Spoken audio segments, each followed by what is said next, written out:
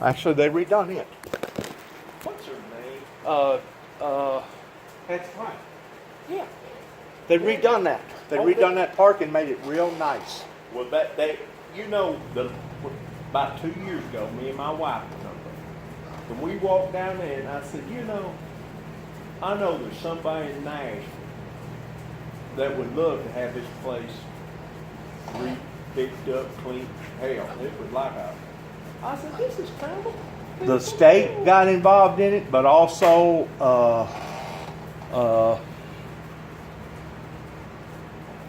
the Grand Ole Opry. The Grand Ole Opry. I'm good. I'm glad I heard. The Grand Ole Opry put in a lot of it up there, and they bulldozed a lot of it down and made a gravel road, a round road, and down there where the plane, where they actually found bits and pieces of the plane, they got a big boulder there with a plaque in the boulder. Yeah, I've seen They that. may already had that whenever you was there, but anyways, they've got 2 terminals where you can walk up and press a button, and it'll sit there and it'll tell you all about her and her life. And Well, I tell my wife that. yes. Because Now- before now- that, Now the one terminal didn't work. I say 2 terminals. They got 1 terminal, and at the time it wasn't working. I don't know if the batteries went bad or what. But then up from there is another big sign that talks about her life and who she was and how she died and all the above. That was done out of pure aviation neglect. They took off in a storm. They'd already been told that no go, but she persisted. She said, "I got to get there, no matter what.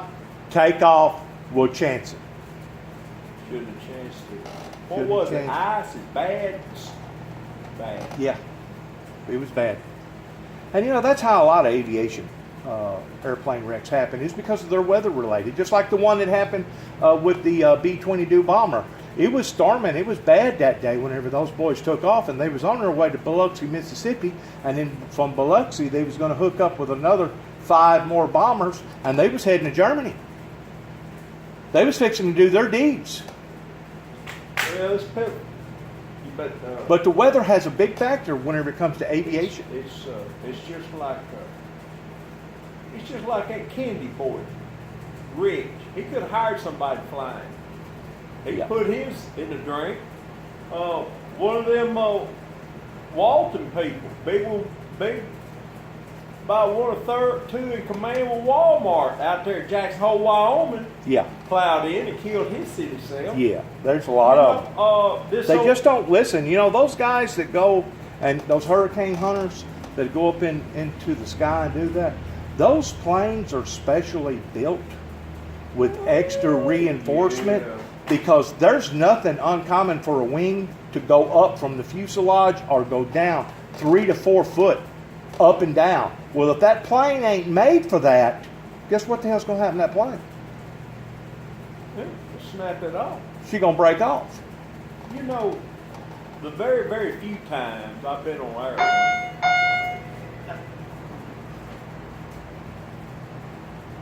I've flown twice. but I ain't flown one time.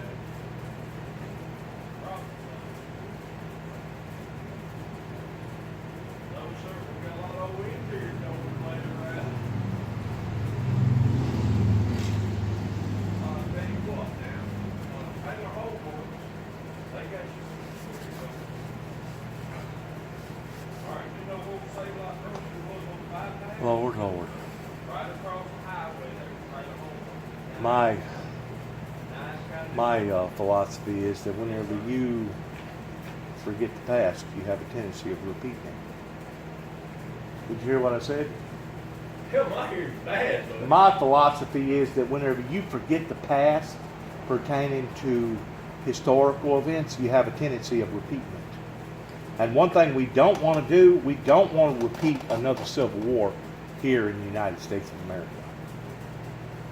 But And if we forget to honor the boys that sacrificed for the Civil War, regardless whether they be from the South or the North, the next thing you know, we will end up being engaged in another Civil War. What you just said, though, we both know that history does quite often repeat. Yes, it does, and the reason why is because they forget their mistakes. Look here. You can't continue to keep making the same mistakes because they'll tell you in AAA that that's a sign of insanity, is to continue to do the same thing again and again and again and expect different results. You ain't gonna get it. No, you're not. This what was I gonna say? But pertaining to aviation, I do not envy those boys that get up in those airplanes and go do that hurricane hunter thing. Even though those planes are built for that, you never know when something's going to snap. You never know whenever you've had too many hours on something, and the next thing you know, it weakens it, and it's no longer flexible like it used to be. I don't envy them towards getting up there in those 200-something mile-an-hour winds. No, it's more powerful than that up there in the eye. I went up Nashville, me and my wife did, and I forget if somebody, we was going to see my brother-in-law in Columbus. He said, "Fuck, it's going to cost you a couple $100. Columbus, Ohio, Yeah. up on It South don't take J. like 45 minutes. From Yeah, Nashville. on a plane. Okay, look. We got this Southwest jet, and I got to looking around at the interior thing. Arabs. Old. Old. Just, I told her, I said, I've been on Greyhound buses, better shape than this thing is. Right. I said, this thing, well, I was sitting, I like to sit around the wing while I kind of look. Hell, the paint was blowed off the wings, the carpet, and the eye was wore out. This old thing, it come down like that, one hinge I won't broke get on on. it. I won't get on. Hey, I told my wife, I said, I'd like to know how many revolutions this old bear has been. Yes, sir. Now, I think it ought to be mandatory for the owners that own that airplane, that they ought to be required to give you out a spec sheet how many times it's been inspected, how many flights it's been on, how well the inspection wound up, because whenever they x-ray those welds, they're allowed a certain amount of pinholes and a certain amount of cracks, and if they exceed that, they get red flagged, right? Right. They get red flagged. Well, that's what puts either a ship or a plane in the graveyard, is because it has exceeded its life expectancy. we, Am I right or wrong about that? right, look here. I don't know if it was that trip or one other. We flew to Columbus a couple of times. We flew to San Antonio one time going on vacation, me and the wife. That's probably a nice trip down there. Well, our our plane was sort of delayed at Nashville, and it was a direct Southwest. And I really enjoyed the flight. We were a little behind, and when we got up, all right, just like I'm the only one here beside me and you. I'm gonna put your ass on. I ain't answering the telephone. And I ain't working the welcoming committee today, neither. Oh, you damn robocall. But anyway, Robocall. we got up. And See, that's something else ought to be outlawed. the They ought not be allowed to do that. The pilot said, "Now look, we're going to have to divert a little bit. Divert From Austin, Texas? from Nashville to San Antonio. We had to kind of, because he said we're dodging a thunderstorm. That was the prettiest thing I'd ever seen in my Oh, life. they're beautiful Hey, look. from up on top. Hey, you can see that damn light Yes, sir. going across the top of them clouds. All that energy. I ain't never All that energy. in my life Yes, sir. seen nothing to beat it. They're beautiful. But now get this. When I finally got to San Antonio, it was 11 o'clock at night. I thought I was in a damn foreign country. San I thought I Antonio was down in- there where the Alamo was fought? But I want to tell you, look here. When we got out at the airport, Those are all a bunch of rednecks down there, just like Tennessee rednecks. Hell, there wasn't nobody in that airport but Mexicans. Oh, All right, here Oh. we go with a little You was in a luggage third world out country. to the front. Man, there was, hey, all of a sudden, this little Taurus car flew up there. Where you go? Where you go? There's a little Pakistani woman with a wrap on, Right. was driving this old Taurus. right. I Taxi. said, "Now, I She want was to go taxi. to. I want to go to the Minger Hotel. The Minger. All right. Did she understand English? She knew where the Minger Hotel was at. She She probably got you there in less than 2 minutes. It's right across the street. Probably got you there in less than 2 minutes. I want to tell you something. Drove like a banshee. Hey, I looked up there once, and that damn old Taurus was going 90 miles an hour. They're crazy. We left that damn airport. We went down the damn They're interstate. crazy Look at her, drivers. and all of a sudden, son, she went "Phew," like that. Went off a ramp. I said, son of a bitch, she ain't gonna get stopped. She never let up. Went up under that overhang in that hotel. And you was there. Now the Menger Hotel is where Teddy Roosevelt got recruited the Rough Riders out of Texas to go down to San Juan, Puerto Rico, and swell. That's showed the picture. Hey, I didn't know it till after we left. We're showing the show on TV, and the Menger Hotel's supposed to be haunted. Really? Right across the street from the Alamo. Really? You could walk right out of the What did Teddy Roosevelt do? That's where he recruited a lot of the Rough Riders. He had to have people who could ride. He got a bunch of cowboys out of Texas. He did. Right there. Oh, it's an interesting place to go. Oh, I bet. Hey, I don't know about the rest of the town, but in the morning, that breakfast they serve. Fit to kill. Fit to kill. They had these big bowls, like on salad bowls, with ice around them, Wow. with this fruit in them, Yeah. with potty light. Yeah. What was you doing down there, if you don't mind me asking? We was on vacation.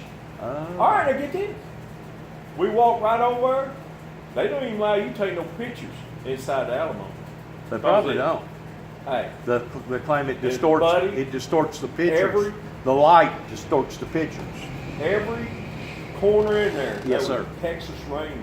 Oh yeah. And state It's troopers. well protected. Had a And had it a should big- be. And had a it should big- be because that's history. You know what I'm saying? A big And those boys statue sacrificed their lives for out us. there, Davy Crockett and all of them. Yeah. All right. Then, when you walk right across that street, you're right downtown. You go right between a couple of buildings, and right there's they call a river walk.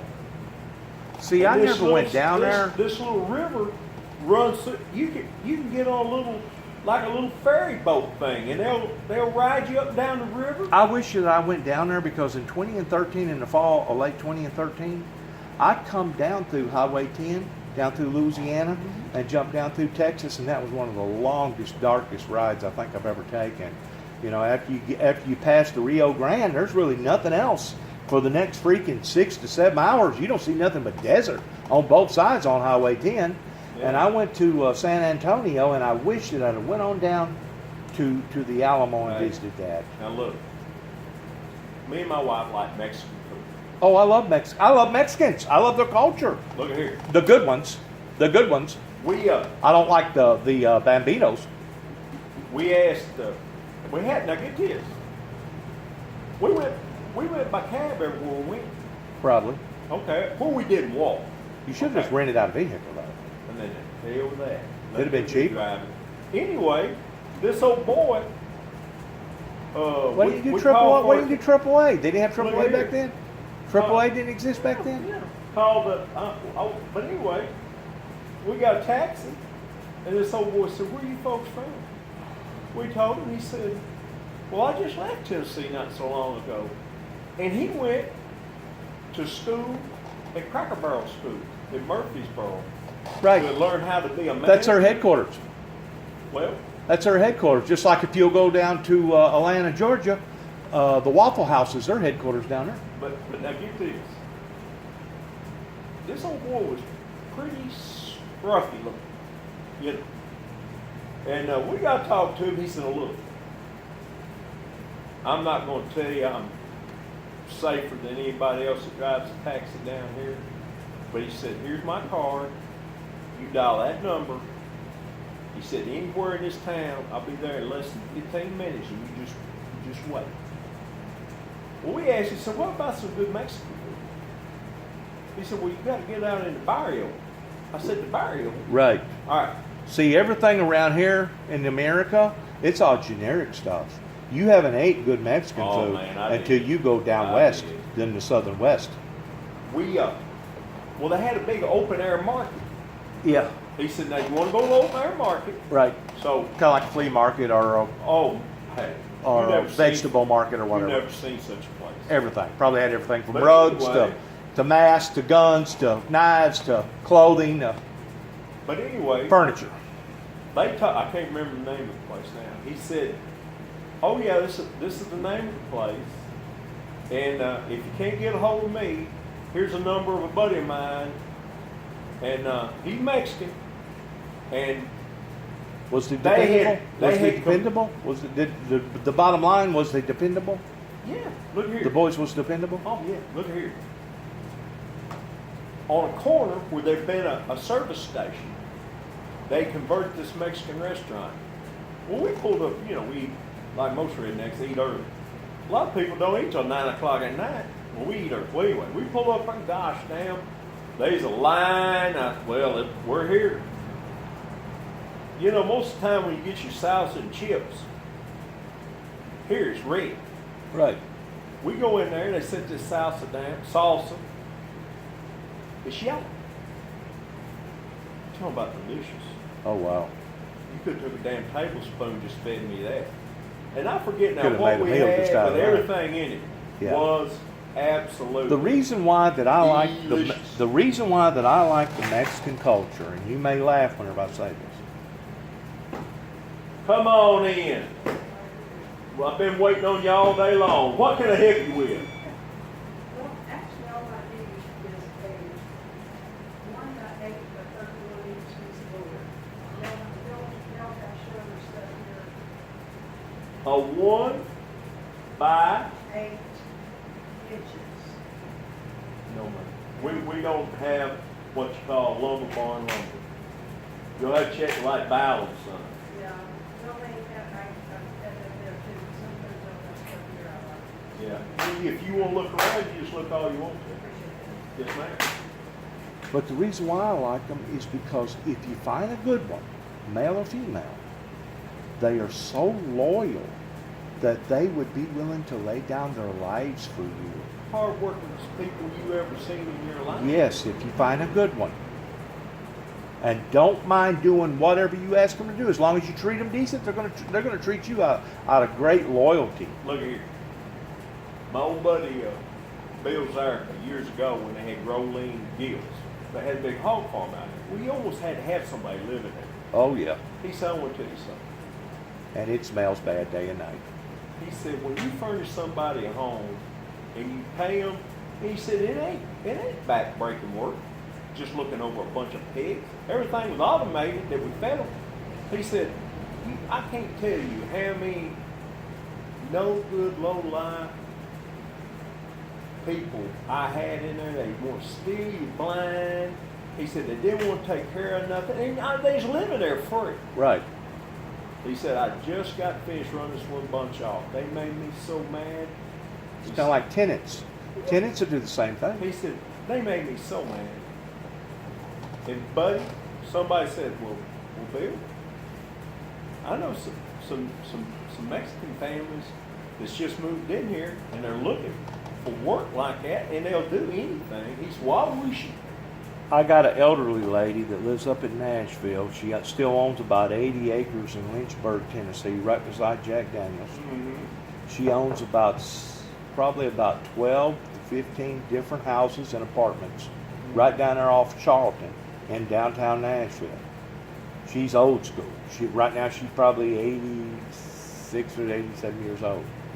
But she's told me more than once, I'd rather take a chance on finding one bad Mexican out of 10 than rent out to the hicks and the hillbillies and you'll wind up five out of 5 will be bad. I go, you got to be kidding me. She said, no. She said, they're very loyal people, and if they promise you that they're going to have the money on Tuesday, your money will be there on Tuesday. She said, now you can't dictate towards how they live because they liable to come in there with 15 Mexicans and all of them sleeping on the ground, and they'll delegate one Mexican that they're going to take care of, and that Mexican, once they save up enough money, they'll get him a nice automobile. And then the second one in line, they'll get him an automobile. And the third one in line, they'll get him an automobile. She said, but they're very loyal people, and they'll do what they tell you that they'll do. She said, I'd rather take a chance on one bad one out of 10 than 5 out of 5 that I know is going to take advantage of you. They're going to rip you off. They're going to rip holes in your carpet. They're going to beat holes in your walls. They ain't going to take care of your I'm telling you what she told me. Anyway, And she don't ask as much. Where everybody else is getting $850, she only charges $650 a month. But that's $650 a month every month. In other words, every one of her apartments is full year round. yeah. He said about 2 days later, I was out there at the place. This old beat up car showed up. This Mexican boy and his wife got out. So I could see kids in the back seat of the car. And they come up there, and old boy said, I hear say, you know, as good as you could. I Look wish for I help. could speak And, Ilingo. And he said, yeah, I sure am. And he said, it just hit me that these was good folks. Yeah, they're good people. I said, wait a more, minute. more than I likely. walked them over there, threw the door open to that old trailer I had there. I said, this okay for y'all to live in? The Wild Codys, the Codys, the Bambitos, and there's 4 or 5 other groups down there that you don't want to get mixed up with. Yeah, that Mexican Mafia 13 is the one that'll cut your throat. They'll do you in a heartbeat. And if they even think that you're going to rip them off, they'll hurt you. But They'll hurt you quick. I'm talking about they'll run MS-13 out of New York City. That's how ruthless that this group is. And, But all in all, yeah. if you'll treat them decent, they'll treat you decent, even on a black market level. He told me I moved him in there. About 2 days later, I was out there late one afternoon. That door at the trailer flew open. That old gal said, Mr. Bill, come in. So he went up there. Sit down, eat supper. He said, well, I was between wives at the time. He said, I want to tell you, I walked in there, I could not believe how spotless that old dumb trailer was. I thought, well, heck, if they'll keep it up. Yes, ma'am. Yes, ma'am. A tape measure. Yes, ma'am. She gonna measure something. What are you going to measure? Some stuff back there. Where'd you get that military hat at? I like that military hat. Probably be here. There you go. But getting off of all of that, my first encounter of an airplane, compliments of Secret Service, Homeland Security, they had driven me from Wheeling, West Virginia to some other place in Virginia that I was going to go to Raleigh, North Carolina for almost a 6-month evaluation, being studied like a laboratory rat. And this old country boy had never been in an airplane in his entire life. Not a 2-seater. I mean, occasionally I may have gotten into one of those helicopter rides, and went around or something like that, but nothing major. They put me in a Leisure jet with a U.S. Marshal, a Secret Service agent, a nurse, a pilot, a co-pilot, and me, and said, this is your seat. And whenever I sat in it, it was almost like a big, thick recliner that had to have been like 12 to 14 inches thick. And I look at this chair and I'm thinking to myself, my God, this is an overkill, isn't it? Because of the way that it was built and the thickness and everything.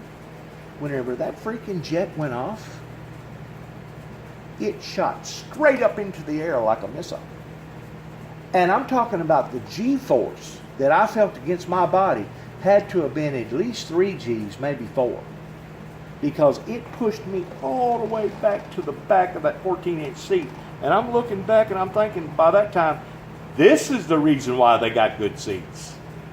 By the time he leveled out, I could see farm after farm after farm after farm.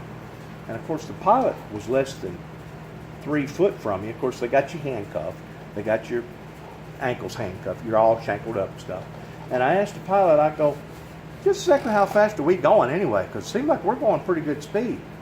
Oh, we're doing 600 and right at 680 miles an hour is how fast that we was going.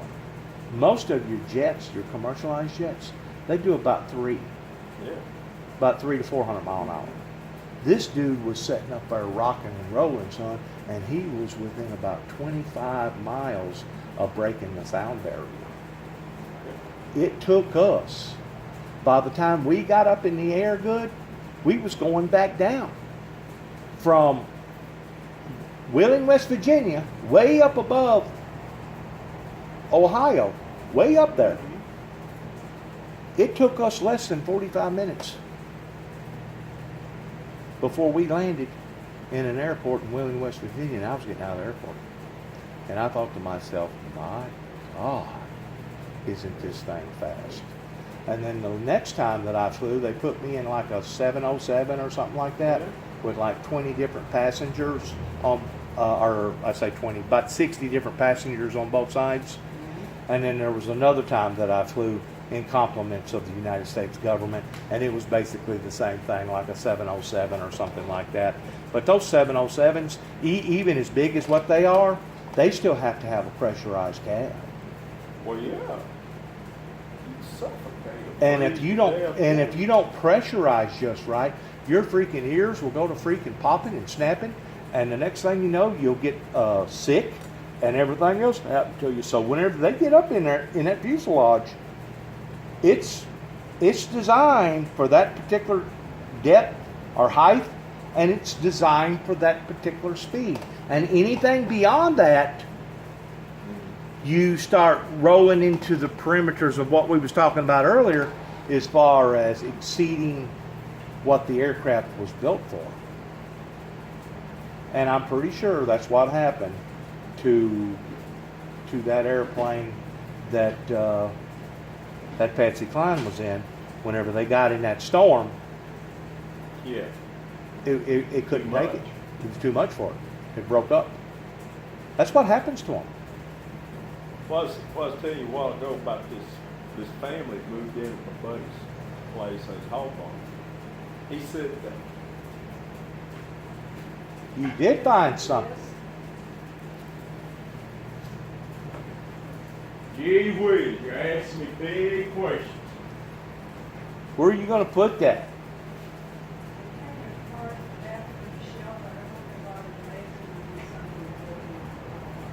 Well, I was wondering if this goes with a piece of furniture that's already here.